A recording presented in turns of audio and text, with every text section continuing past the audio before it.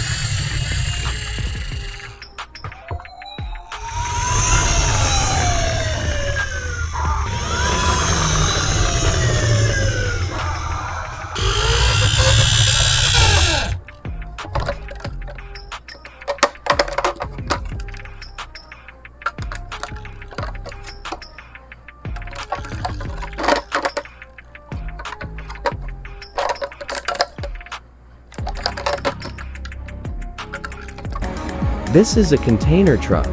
Container transport vehicles consist of a towing vehicle and a trailer where the container is placed.